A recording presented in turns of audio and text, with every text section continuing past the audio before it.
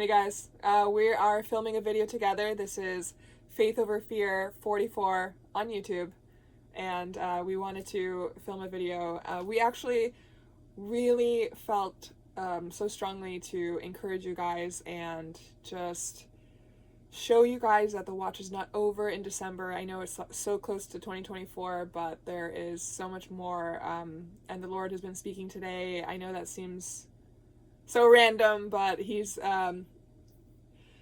I wanted to get frustrated after yesterday passed, and I was like, Lord, I can't keep doing this. It's been a whole year, but we'll talk about that, but he just kept coming very strong and wanted me to put this out there. It's just been on my heart so strong, and so we're going to tell you guys some exciting stuff and hopefully encourage you for the next week. We're going to pray first. So, Cassie. Okay. Father, Most High, we come before you. You are high and lifted up above every principality, power, and might. You deserve all praise, all glory, so take it for yourself. Mm-hmm. You are the potter. We are merely the clay. There's nothing that happens on this earth that doesn't pass through your hands first. Mm-hmm. Abba, we thank you, and we praise you so much for sending your son who came in the flesh, who died on the cross and rose 3 days later, and enabled us to be reconciled back to you. Abba, we just thank you so much for this opportunity to come before your body and be able to encourage them and really just spread forth the good news. Abba, we love every single one like you love them. Mm-hmm. And we thank you for giving us that spirit so that we can do so. We just pray that eyes, ears, and hearts be opened right now in the name of Yeshua. And also, may only your truth come forth. Maybe only your voice come forth. Don't allow us to say anything that is not of you. Mm-hmm. We cancel, dismantle, destroy, nullify, void, sever, discharge all evil plans of hindrance and any other issues from the enemy right now in the name of Yeshua, and we cast it back to the pit in which it's come with nothing to be sent in its place. Mm-hmm.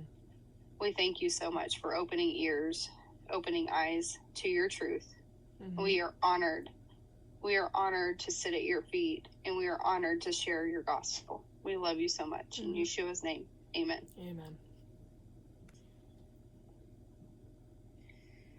Okay, so first and foremost, before we get into the meat of what we wanted to come together and speak about and encourage you guys with, there have been some questions on the message that Mandy was told to share yesterday in regarding to Jesus saying that I was walking in the flesh. Well, I'm here to tell you that it has nothing to do with falling short in that way. We all fall short, yes. But I didn't, fall off a wagon. It wasn't anything like that. He is, I am planning to make a video to explain this because he actually told me, and I didn't realize it actually till today.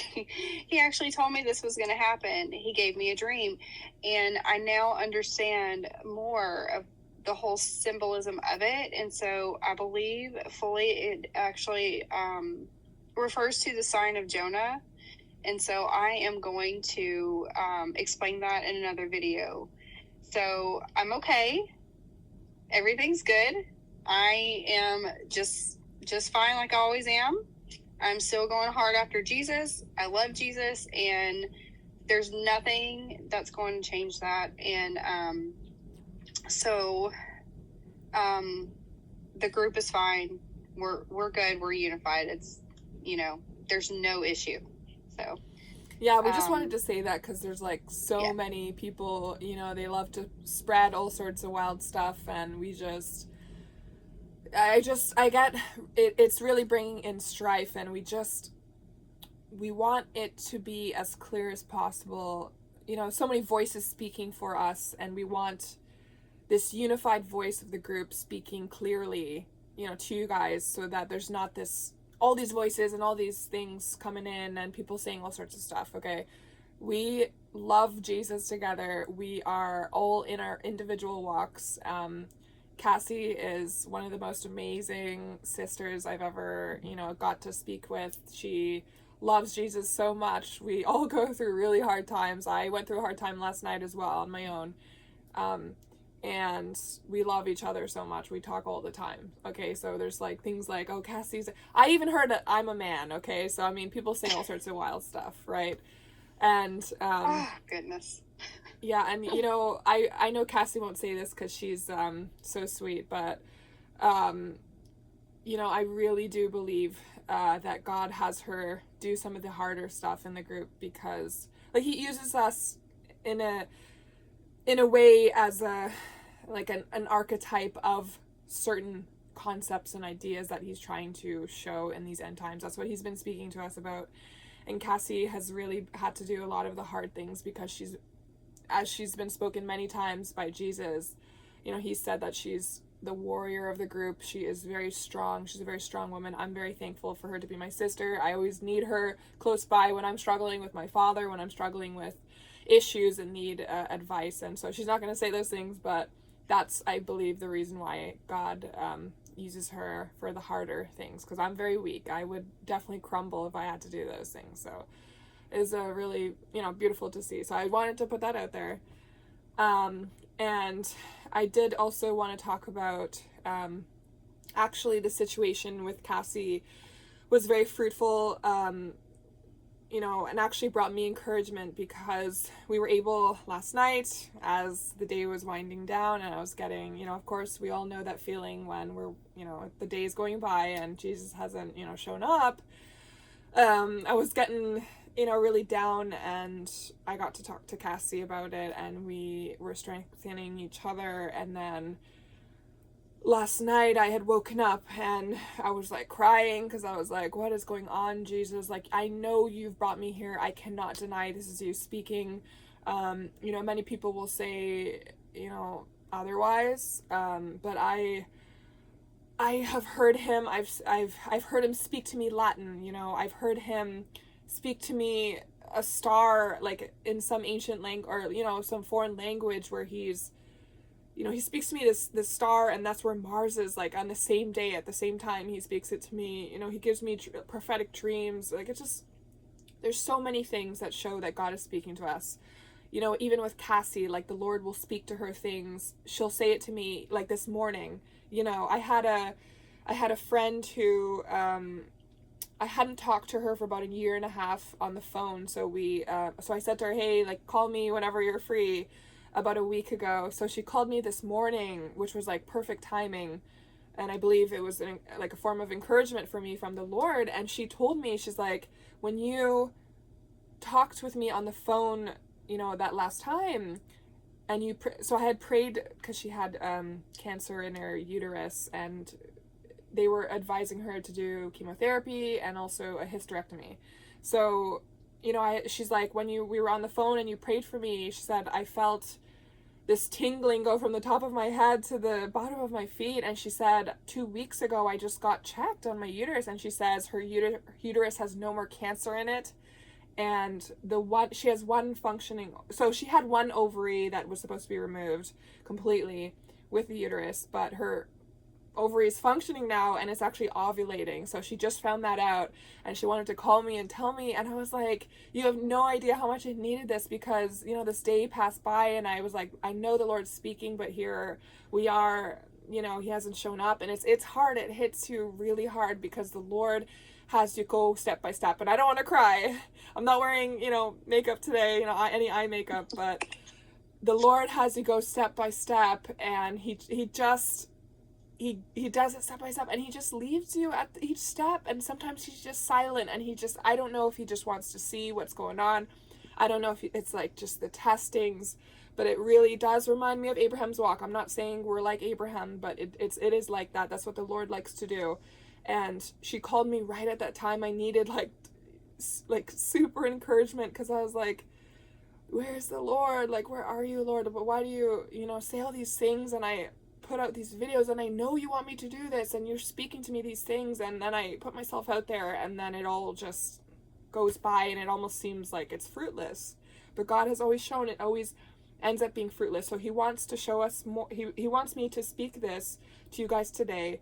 And speaking of, what Cassie was saying earlier, I had called up Cassie after, and just to, talk about all the things that are happening. And I told her about my friend, and she said, everything that the Lord said to me while I was speaking to her, like, she said the Lord, had a word for her, or sorry, for me through her. And it was just, it's like, she just said all these things that she hadn't known, she hadn't heard, she wasn't there for the conversation. And so that is like so the Lord. That's like a miracle for me. And so I'm kind of rambling, but basically, he also was saying that he wanted us to share, what we're about to share. And so I'm going to go ahead and just put myself out there again, and, Cassie too, and we're going to just share these really cool nuggets, hopefully, that lift you guys up as well. So I did really want to say that. So I don't know if Cassie wants to say anything on that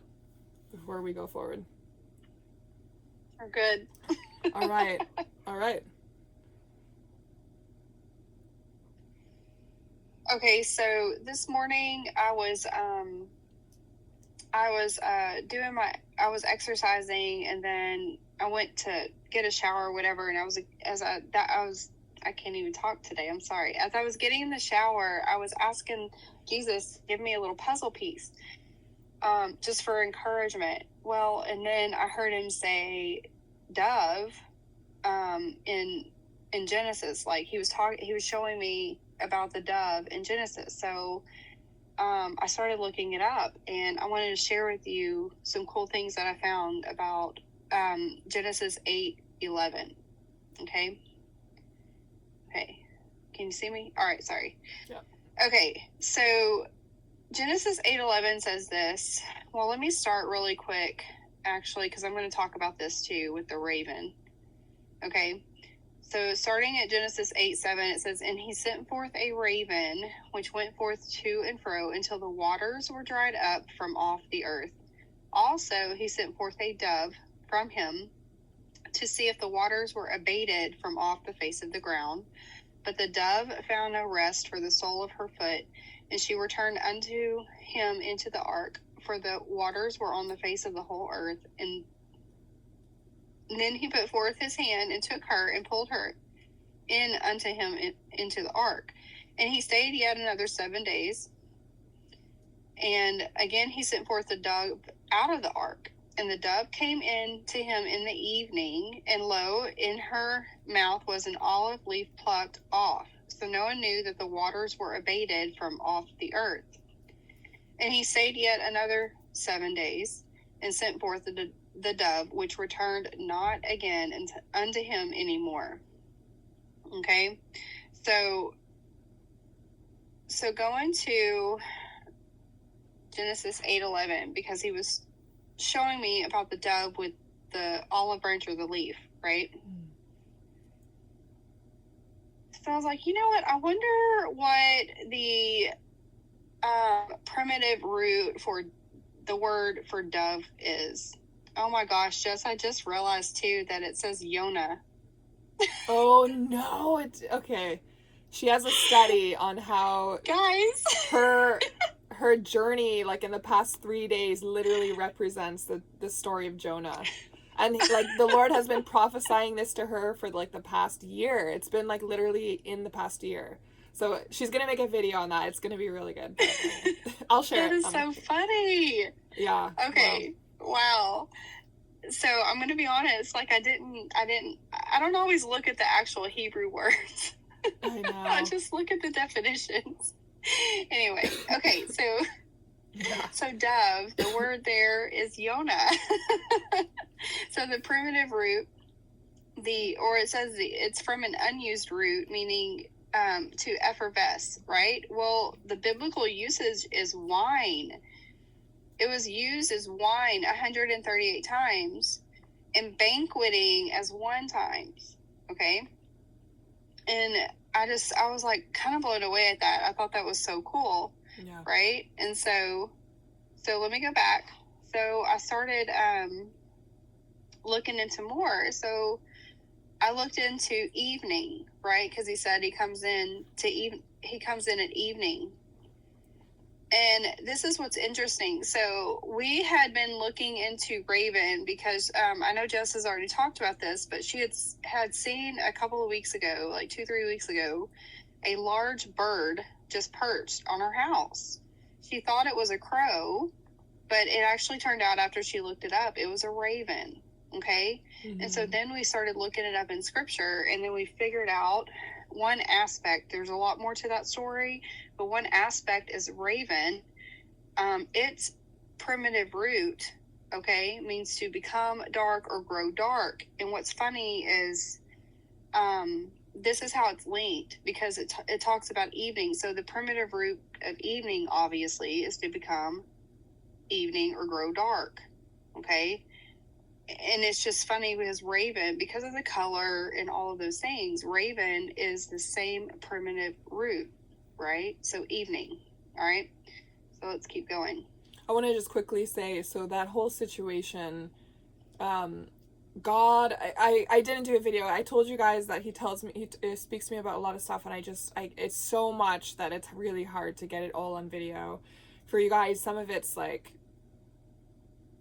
very, very, very detailed and deep. But basically he was speaking to me about ravens and what they really mean, especially in regards to the tribulation. And he was using the movie, if you guys know Oppenheimer, I think it said Oppenheimer, it's the nuclear fusion. So as you guys know, I've been doing a lot of quantum physics stuff. So he was using nuclear fusion basically as an analogy to show this unification of, there's a good unification, but there's also a unification of evil. And so the ravens really represents this like man, it's not necessarily inherently evil, but it's the evil of man when they unify, even if their intent is good and they want to better the world, it always ends up somehow in destruction because you've omitted Yahweh. And so that was just the picture of Oppenheimer with this, snowballing effect into destruction. Okay. And it's like you open up a door to the evil and it abounds. You cannot stop it once it's open. Okay. So that's just kind of what he was showing. Because if you look up, a group of ravens, just one example, if you look up a group of ravens, it's called a conspiracy. So you can get that picture of Babel, where when man comes together, they conspire, and it always ends up being against God, unless God is the one you're unifying with, okay? Jesus Christ, right? So that's why he had this whole raven story. Okay, I wanted to say that. Yeah. So the next thing I was looking at was a leaf, right? So I'm just going down, I'm just looking at these different words, okay? And the primitive root for leaf means to go up, like the what he was carrying, the dove, the leaf, the olive leaf, is to go up, to ascend, to climb. It also can mean to be exalted, and to rouse, stir up mentally. All of this language is just so interesting, right? Okay, so then, and let's see, I looked up olive as well, and I remember back in one of the videos, one of the studies, I believe it was the one I was talking about, the barley feast, and I was looking this up, and the second month is known as Ziv, and the primitive root to olive is also the same word. So second month, Ziv, Z-I-F, and it means brightness. Okay. Mm-hmm. And it just, I think you might know where I'm going with this, but anyway, it means like splendor, especially of flowers. It's pointing to the month of flowers. And one of the things I just have to say that, Jesus told Mandy in a prophecy, and he said it a few times, is, have my flowers bloomed yet? Okay. Mm-hmm. So it's pointing to this definition, right? So olive leaf. So this dove it comes back the second time with an olive leaf. Okay. And then I looked up plucked off. So freshly picked or what have you. And the primitive root to that was to tear, rend, or pluck. So it was essentially the same. So that was like the process I went through. Okay. And so then I realized how interesting is this. So I was talking to Mandy earlier this morning, and one of the things that she was mentioning is it was interesting how yesterday seemed as though it was a mirror of May 22nd. And so then I started thinking about it, and Jesus does things in threes. And so we had May 22nd, which was a rehearsal invitation. He gave us a word after that and mentioned 1838 and 1853. And so when you look those up in Strong's, and one of those is like a rehearsal, like a practice or a habit. And then another thing to think about is it was an invitation. It was like the first invitation. Well, interestingly, 617 was the next live, okay? And our spirits went up that day. So you have a picture of an invitation and then an action. So then the next one that we just know, there were more times in between. But yesterday particularly stood out because of being a potential mirror to May 22nd, because yet it was another invitation. It was an invitation to attend the wedding, not the wedding, the supper. Before you go on, I do want to say too, so Cassie is often, so we were, the Lord had us paired together in the group. And so Cassie's, gifting and what she always, she has the words from God, but she also has the Bible studies. And so this was really interesting to me because, God shows me the Mazzaroth, he shows me, the science stuff. And in the Mazzaroth, it's really important to say that yesterday was really stemming from this whole 9th hour imagery, and the 9 is the complete juxtaposition or mirror of 522. And so 522 was representative of the whole month of the 3, and the 9 yesterday and today is the 9th month and the 24th day. And so it's not right in the middle, but it mirrored my prophecy, my prophetic dream that the Lord gave me. That was 911 on the Mazzaroth last year.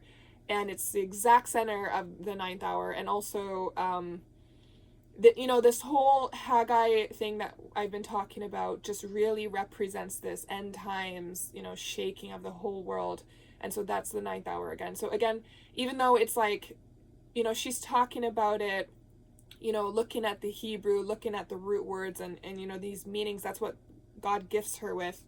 And the second witness to that is what he shows me, where you see in the Mazzaroth, you literally have this perfect mirror image of the two. So I really want to stress there's that second witness. It's really clearly mirrored. Okay, so anyway. Right.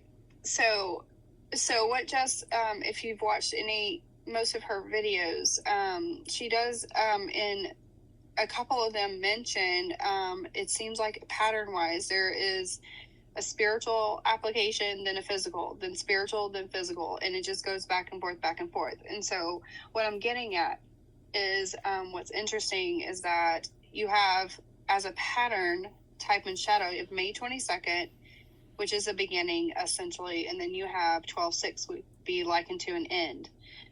So you've got that, and then in between was 617. So you have, if our spirits went up on 617, that's your spiritual application. So you had your invitation, your spiritual application, and then you had another invitation yesterday, 12/6.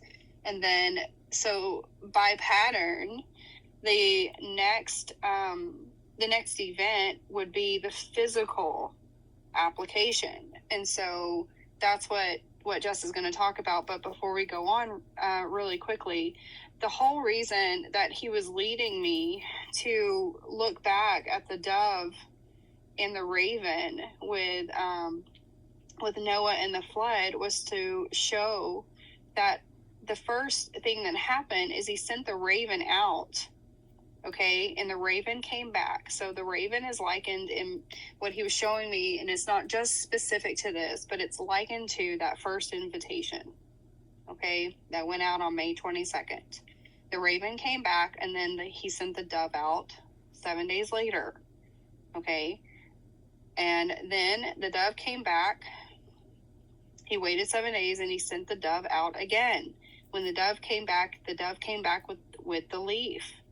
And all of that is all imagery of being invited to the supper or a banquet. So supper, wedding feast. So my point is like he's showing the symbolism of the patterns and what's going on. Yeah. Yeah, so that really is reminiscent of even the parable where Jesus sends out the wedding invitations, and you do have that picture of, you know, these very rich, you can think about the scripture where he says, you know, you think you're rich, you think you know, are full and satisfied, you know, but you are hungry and poor and wretched, you know, and naked, right? So it's kind of, you get this picture of the rich that he sends out, you know, these important people you send out the invitations to, and but they're spiritually, there's something wrong there, so they're rejecting it, and it's likened to the crow in a way. And then you have the mirror, like this mirror image with where he sends it out to the, you know, the crippled and the poor and the bygones or whatever. But there's the spiritual, it's a spiritual implication that's different. It's kind of like, and even you get that picture with the Jewish people and the Gentiles in a way. And then so again, you know, with the crow, like I was like, the Lord, see, everything that he's been speaking to us, he's always been building on. Like I said, it almost seems like he's talking about a bunch of random stuff, but he's very, very concise and clear where he, like, it's not a situation where, you know, my husband calls me and I know it's my husband. No one can tell me that's not my husband. He could say, hey babe, that's it. I would know it's him. Clear as day. And so when God speaks, it's very clear. And so he leads us step by step. Okay, I really want to say that. And so he had us going, like I said, he had us doing the whole raven thing. I was doing that with Cassie. We did it together. And he showed me that, like I said, in Oppenheimer. And so the raven really just represents, it's like the whole 666. 666 is, it's man who loves man. So the man who rejects Yahweh and loves the creation, and so therefore he's satanic because he's making himself his own Lord. But 666 also represents the Vavs on the cross, and so it represents the pain and the suffering and the cost of your sin. But there is also that redemption and the hope in it, and what, you know, and it pains us to see the Lord on the cross, but we see the resurrection at the end, that which is the final story. And so in a way it's that going from the 666, the sin, you know, to splitting off into the man who's reprobate and the man who's redeemed through Christ. So it's really important to understand that same concept carries through with the ravens. You have the ravens who, you know, ravens aren't inherently bad. That's what the Lord was showing us. It's like there is this beauty to their intelligence. They're given the gift of intelligence and inquisitiveness, and they have a very social character. These are all beautiful things. But the problem is they also represent, like Babel, when man comes together as one, it's like the stone, okay? When God writes in the stone, it's always holy and beautiful. This is why God, like I said, always, why God asked for uncut stone, because when man carves into stone, it's always corrupt. And so he wants that purity, right? And so in the same way, it's like when man comes together without God, it doesn't matter how good I really believe that the Antichrist will think that it's all good, right? And he's really doing the best for the greater good. I really do think there's going to be that aspect, even if, you know, even Satanists, like, they might think like what they're doing is like this anti, you know, we're free and we're being set free and being this and that, and it's like they think it's right. They think in their mind it's right, and it's so wrong, okay? And that's kind of that picture of that raven. It's the picture of man's weakness. And so you have, like what with Cassie's saying, you have that picture of the raven, which represents the man, and then you have that picture of the dove, which is like the redeemed man, right? And it's this white robe, you know, picture, and you get that banquet imagery, and so I was seeing that, and it reminds me of the, like we're talking about with the two mirrors. You get the one mirror with the invitations, and remember with that juxtaposition we talked about with the invitations, and this other mirror with the real deal, and in that you get the microcosm of the physical and the spiritual as well. And so it was like having me think about what is the physical mirror then of this 618 spiritual representation of the rapture, right? This is what the Lord, like literally, it's not like we're making this up. Like the Lord literally gave us messages about this, and then he confirmed it to us privately, which we tried to tell people, but people, like, of course, are like, oh, you're just trying to excuse for it going by. I mean, whatever. Like, people are, there's a point where you just got to say, is it a coincidence or is it the Lord speaking, right? And so anyway, so all that to say, as Cassie was telling me this, I was looking at the Mazzaroth that he had me draw. I know you guys, I've shown it to you guys. It's the circle that he had. The Holy Spirit came upon me so strong, and I drew it out. And it's been so, like, literally prophetic, and it showed us, like, so many prophetic things. But on that, it's very interesting that the direct opposite date, okay, to the degree, I told you guys it's a 360, which represents Yahweh in Christ, okay, with the 300, which is Yahweh in Hebrew, and the 60, which is a fractal of Jesus Christ. You get the 1515, which is the 555, the 15 represents the redemption, the 30 represents Lamed, which is the shepherd's crook. It's all about Jesus, okay, the 60, no matter how you break it down. And so in that 360 circle, the exact opposite day, okay, so imagine it's 1 year, okay, the exact opposite day of 618 is, it's December 13, okay? It's the 618 is the end of the 3rd hour, and so therefore the end of the 9th hour is December 13. Okay, so with that, I was like, Lord, okay, I'm listening. Like, I can see that there's that direct mirror there. You get one of the spiritual, one of the physical, like Cassie said. And then I was looking at, we were talking about, well, I'll talk about the watches at the end. But I was looking also at the heavens, and I told you guys in my last video, there is this conjunction that's happening. That actually ends December 13, okay? So Mars leaves the foot specifically of Ophiuchus that's stepping on the head of the scorpion. That's really important because that is the prophecy that God gave Eve after they were ejected from Eden, right? It was, your seed will crush the serpent's head. So it's not the foot that's crushing the tail, right? It's the foot that's crushing the head, and that foot, you see Mars in there. It takes a bit to go through, and then when it's clearly out of it, okay, it's December 14, which is the end of the 9th hour. It's the beginning of the 10th hour, okay? Another thing is I had made some Mazzaroth notes on my phone, and I had put that date, actually, 6/18, okay, when we did that live. I actually wrote on it resurrection and rapture way back, which is what Cassie and I were like so excited about. And that was because the Lord, when I had been doing the Mazzaroth, he spoke to me and he was saying, it's at 8.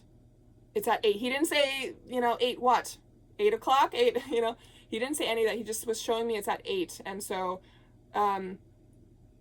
okay, so I told you guys that Mazzaroth thing that I'm talking about, it's a converter, okay? So instead of it being a year, you could also say it's 360 degrees of 12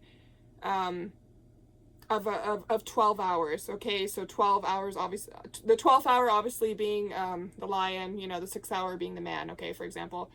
And so the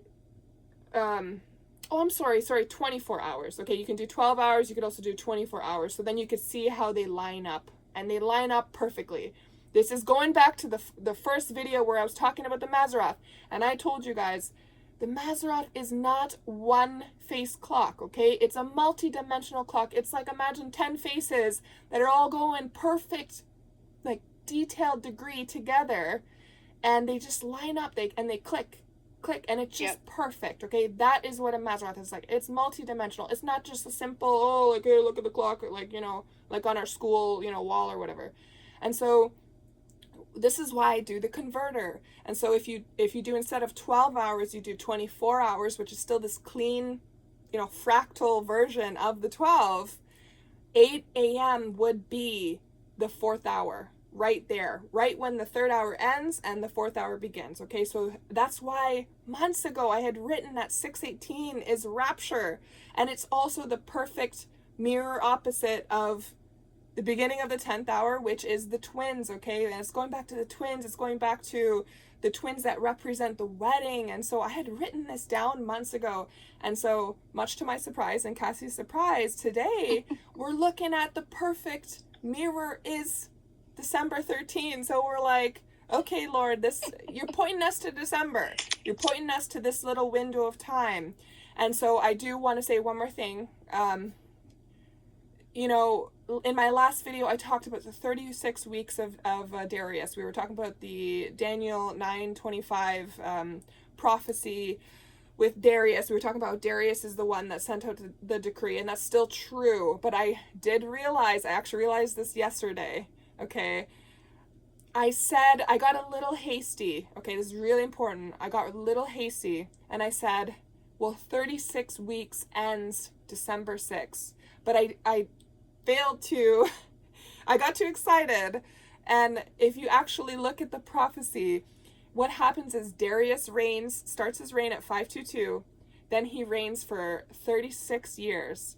And then at the 36th year, at the end of it, that next year, which would be the 37th year, Jesus was born. Okay, so then the equivalent would be that, the 36 ends at December 6th, but then the 37th week would then be from December 6th until December 13.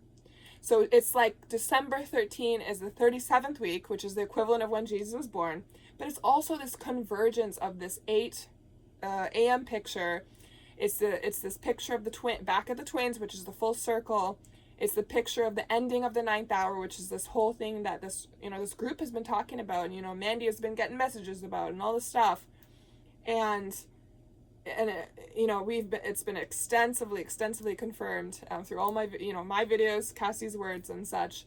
And it's also this amazing conjunction, which I've been talking about for the last few videos, that is ending on that day. So that is a very big day, and so we don't give up the watch. And speaking of watch, we were also talking about, she'll explain it more in a second, but basically we're talking about the watches of the night, and it really looks like this 4th watch picture.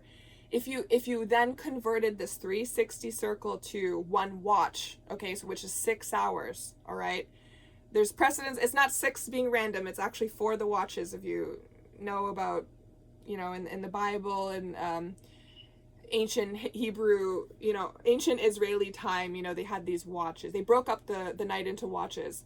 If you break it up into a 6-hour watch from midnight, starting at the midnight cry in February 15, then sorry guys, then December 13 would be the equivalent of 5 a.m., which is 1 hour before the rising of the sun, okay, which is a picture of the resurrection, which is what I just said about the 6:18 being resurrection and that being its mirror. Okay, Jesus, what did it say? He was resurrected right before dawn.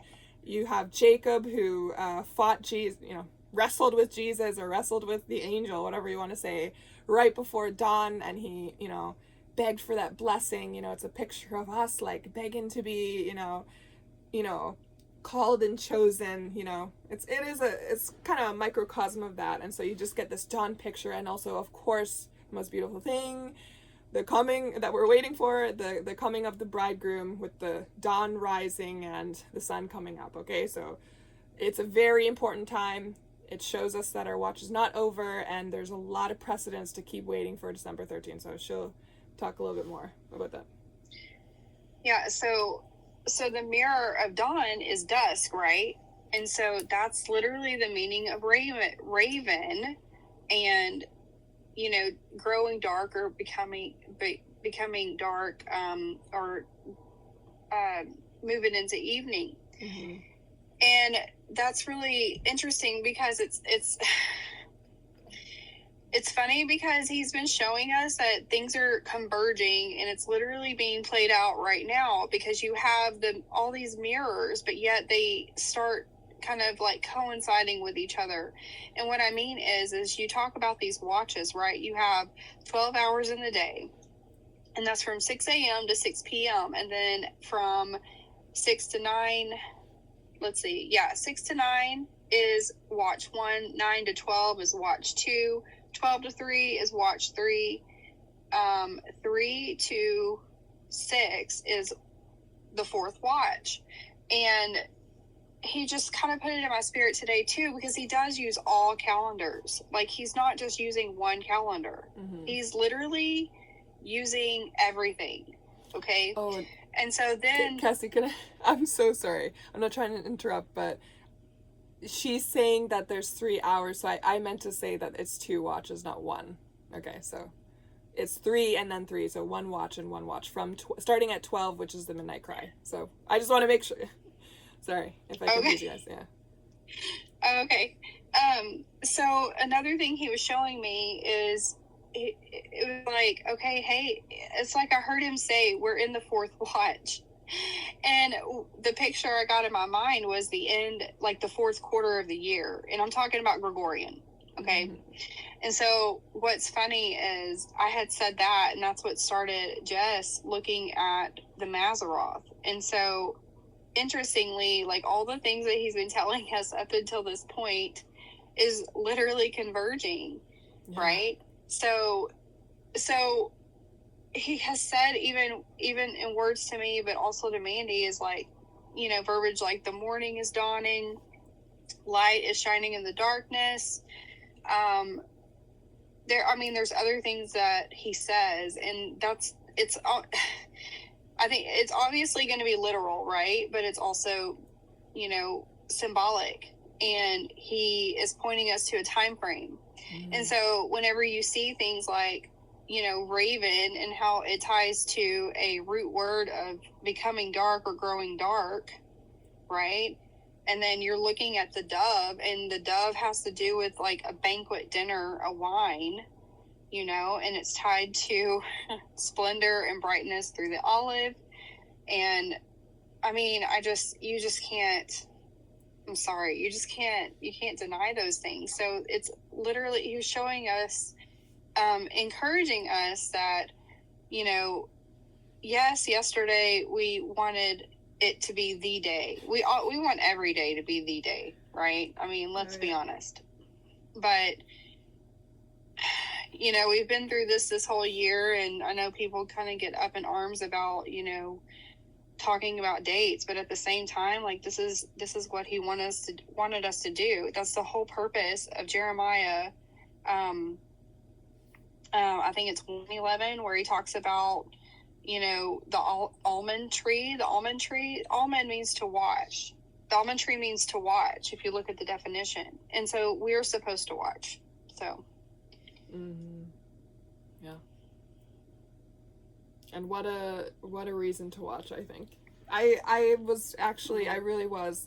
I'm, Cassie knows, and I've said this on my channel before, I can be quite the negative Nancy, and I was really struggling. I think about all the negative stuff, and the Lord's like so gracious to me. He gives me room to be myself, to be my annoying self to him. But this is like something I hope it can really encourage you guys, because it really encouraged us, and it definitely uplifted me. And I always need to see the reasoning why, and God's so gracious, he shows the reasoning, and I want to show you guys that. And I know there's so many people on this channel who love to see those same reasonings. So I think if Cassie doesn't have anything else to say, we'll end here so that you guys can not have to watch a really long video. Like always. I'm sorry, guys.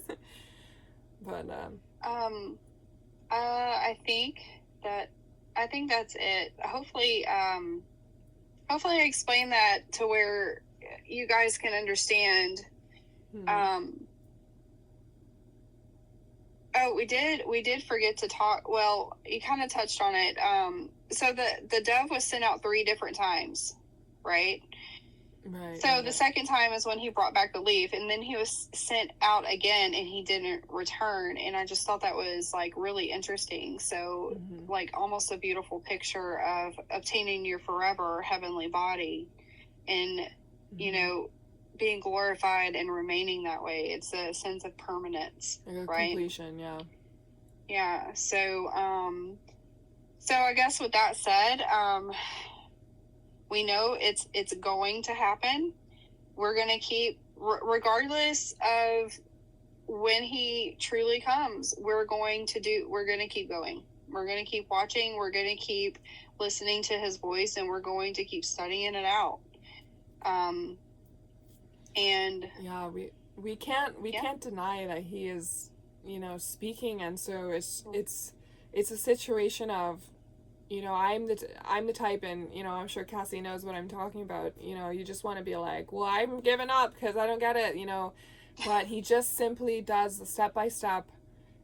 He gives us a piece at a time. And I know this is a full circle moment. He's had us go through the whole journey. You know, this journey is a picture of this purification. And I don't think it's, you know, this is my personal, you know, feelings, but I do feel that there is a sense of finality with this, because we've already gone through the 12, which is the midnight cry. We've gone through the 3, we've gone through the 6, and now we're here at the 9, and this is, you know, and I just feel like he's like, there's just a little bit more, and here's, you know, the reason why. And he has always been very clear about the 9th hour being the time that he's coming. So we're really hoping in that, and we can't stop just because something didn't turn out the way we thought. So we're still persevering. Okay, that's that Rocky Balboa. We're still persevering, and we will. Yes. Just in case, God forbid. February. Huge picture of that. Yeah. Yeah. God forbid, you know, December 13 goes by. Like I'm gonna do. Even me personally, you know, I know Cassie's the same, but I'm gonna speak for myself personally. I'm gonna do my best to, you know, seek the Lord and see like what's going on, and I know you all will do that too. I know there's definitely some scoffers and haters, but for the most part, I know that you guys, we're all just seeking the Lord on as much as possible, you know, when he's coming back, and that's all we can do. That is the question of all time. When are you coming back, Jesus? Right? It's probably, if I could be bold and say, it's probably the golden question of all lifetime. Yeah. You know, but the thing is like, we're not talking about these dates because we're like trying to be right. We're talking about these dates because they are important, and he highlights these dates. And he's literally speaking them to us, okay? I woke up today, I was like, I'm fine with just being pissy all day, because that's my style. I'm a bit of a skeptic, but the Lord was like, no, you're going to look at this. And he showed me all this, and he had my friend call me, so that, I'm telling you, I felt the Holy Spirit so strong. Like, he was like, you will be encouraged, and you're going to be quiet, and you're going to listen to what I have to say after this, and what Cassie has to say after this. So he had that happen, and and then he told me to share this with you guys. And so then I was like, Cassie, we're sharing this. Okay. So yeah, I know this is his will. So I'm just happy to share, and we're going home. I want to say, we're going home. We are going to go home. Yes. All right. Well, we'll end it here, and we love you guys, and God bless you, and we'll see you in the clouds, hopefully December 13. Yay! Yay! Bye! Bye, guys.